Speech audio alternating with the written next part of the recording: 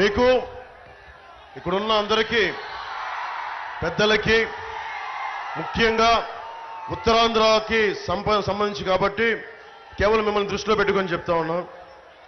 జగన్ మీకు land titling act అని ఒక యాక్ట్ పట్టుకొచ్చాడు, చట్టం, ల్యాండ్ గ్రాబింగ్ యాక్ట్. అది ఉదాహరణకి ఈ బిల్డింగ్ కానీ ఆ మూలనున్న చిన్న ఇల్లు కానీ ఒక అరెకరం 50 గజాల భూమి ఉన్నా దానికంటే మనం ఒరిజినల్స్ ఇవ్వరంటే ఇంకా మనకి జెరాక్స్ కాపీ ఇస్తారంట. మనకి జెరాక్స్ కాపీ దాన్ని పెట్టుకునే మనం ఇంట్లో పెట్టుకోవాలంట. ఏదైనా గొడవలు వచ్చి ఎవడన్నా మనకి ఆక్యుపై చేస్తే, కబ్జా పెడితే, మన కన్నబాబు రాజు గారిలాగా కబ్జా పెడితే అన్ని చట్టాలుండి అన్ని ఉండే ఈ రోజున వైసీపీ ఎమ్మెల్యే కన్నబాబు రాజు గారు అడ్డగోలుగా మనకి కబ్జాలు పెట్టేస్తున్నారు, స్థలాలు ఇవన్నీ. రేపొద్దున land titling act, Jagan land grabbing act వచ్చిన తర్వాత మీరు గొడవ పెట్టడానికి కూడా లేదు, కోర్టులకు వెళ్ళడానికి లేదు. వెళ్తే హైకోర్టుకి వెళ్ళాలి. నాకే హైకోర్టుకి వెళ్ళడానికి నేను ఆలోచిస్తాను. ఒక పార్టీని నడుపుతున్న వాడిని, ఇన్ని లక్షల మంది రోడ్ల మీదకి వస్తే లక్షల మంది జనం ఉన్నవాడిని నేనే ఆలోచిస్తాను హైకోర్టుకి వెళ్ళాలంటే. సగటు మనిషి మీ ఆస్తుల్ని కన్నబాబు రాజు గారు లాంటి వాళ్ళు దోచేస్తే రేపు భవిష్యత్తులో కోర్టులకు వెళ్ళడానికి కూడా లేదు. మహా వెళ్తే ఆఫీసులు వెళ్ళాలంటే రెవెన్యూ ఆఫీసులకి వెళ్తే మళ్ళీ ఉన్నది వైసీపీ మనిషే ఉంటాడు. మళ్ళీ వాళ్ళు ఏం చేస్తారు, మళ్ళీ వాళ్ళే పెట్టేసుకుంటారు. రేపొద్దున మీకు అప్పో సొప్పో చేయాలి, మాకు ఆస్తి పేపర్లు తాకట్టు పెట్టాలి, ఫైనాన్షియల్ దగ్గరికి వెళ్ళాలి, ఆస్తి తాకట్టు పెట్టాలి అంటే కూర్చోబెట్టి ఎవరు మాట్లాడరు. దాని మీద జెరాక్స్ ఇస్తే ఎవరు తీసుకుంటాడు? ఒరిజినల్సే ఇవ్వాలి.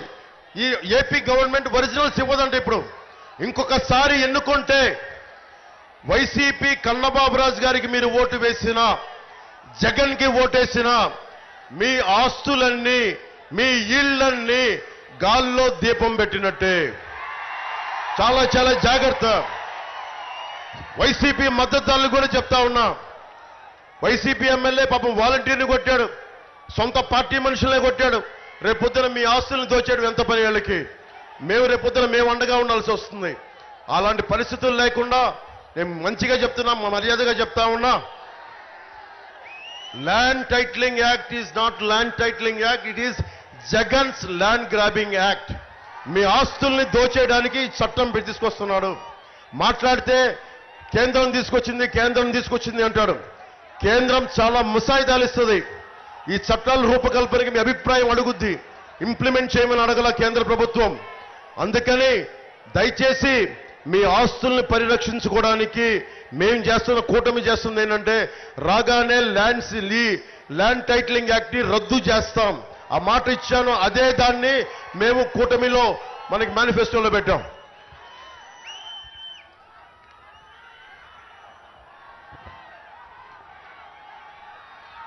ముఖ్యంగా ఆరోగ్య బీమా, నేను కొన్ని కీలకమని చెప్పి వదిలేస్తున్నాను. ఆరోగ్య బీమా కూటమి ప్రభుత్వం కుటుంబానికి 25 లక్షల రూపాయలని కూటమి ప్రభుత్వం మద్దతు తీసుకెళ్తున్నాం. మీకు ఏ జబ్బు వచ్చినా, ఏ కష్టం వచ్చినా హాస్పిటల్కి వెళ్ళే ఖర్చులకి 2 లక్షలు 3 లక్షలు కాకుండా కుటుంబానికి 25 లక్షల రూపాయల వరకు ప్రీమియం ప్రభుత్వం ఇన్సూరెన్స్ కంపెనీల ద్వారా చెల్లించే బాధ్యత కూటమి ప్రభుత్వం తీసుకుంటుంది.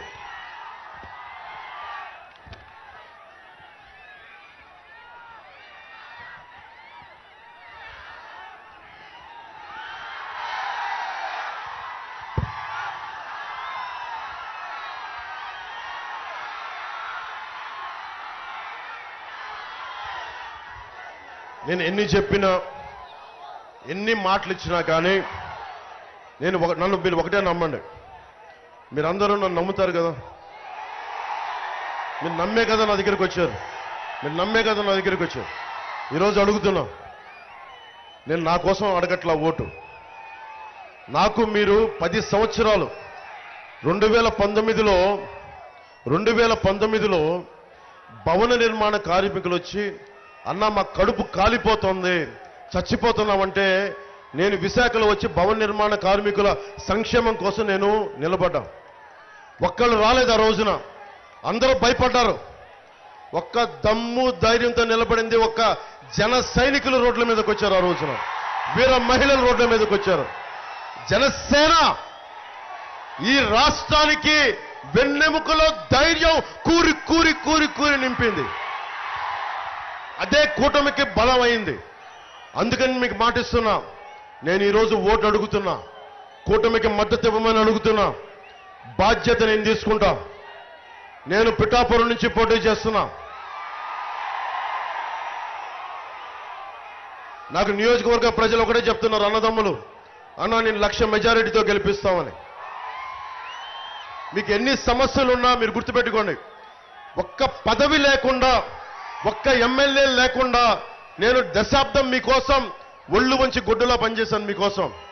ఈ రోజున నేను కూటమికి సీఎం రమేష్ గారికి కానీ సుందరపు విజయ్ కుమార్ గారికి కానీ నేను ఓట్లు అడగట్లా. నేను మీ భవిష్యత్తు కోసం కూటమికి ఓటు వెయ్యమని చెప్పి నేను అభ్యర్థిస్తున్నాను, ఆర్థిస్తున్నాను. మీ భవిష్యత్తు కోసం ఓటు వేయమని ఆర్థిస్తున్నాను. మీ భవిష్యత్తు కోసం. ఏ భవిష్యత్తులో ఏ 100 రోజుల్లో వచ్చిన 100 రోజుల్లో ఎవడైతే గంజాయి సాగు చేశాడో వాళ్ళందరినీ రోడ్ల మీద నడిపించి, మోకాళ్ళ మీద నడిపించి తొక్కు నార తీస్తాం ఒక్కొక్కడికి. లా అండ్ ఆర్డర్ ఆడబిడ్డలు బయటికి వెళ్ళి ఇళ్ళకి రావాలంటే గుండెల్లో భద్రత కల్పిస్తాం.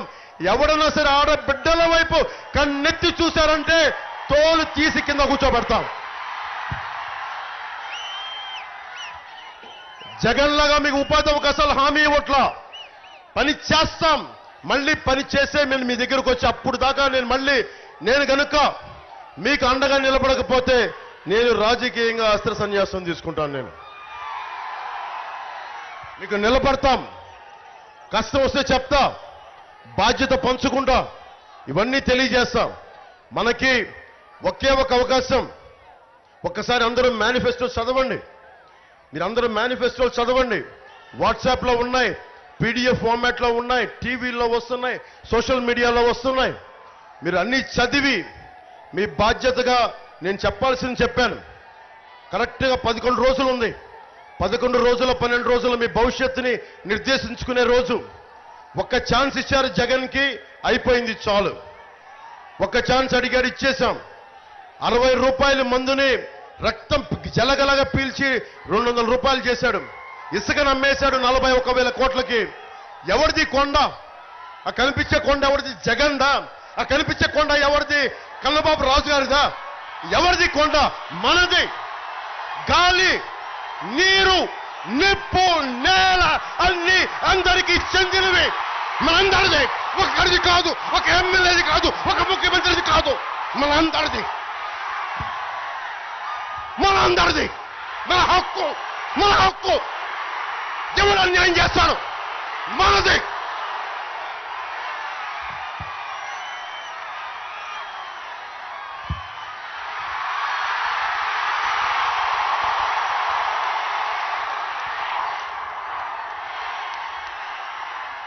ఎర్రతో వాళ్ళ సాక్షిగా చెప్తున్నా, భవిష్యత్తు మనదే. భారతీయ జనతా పార్టీ కమలం గుర్తు మీద అనకాపల్లి నియోజకవర్గం నుంచి, యలమంచిలి నియోజకవర్గం నుంచి సీఎం రమేష్ గారికి భారీ మెజారిటీతో గెలిపించవలసిందిగా కోరుకుంటున్నా. గాజు గ్లాసు గుర్తు మీద మన సుందరపు విజయ్ కుమార్ గారిని భారీ మెజారిటీతో గెలిపించవలసిందిగా కోరుకుంటున్నాం.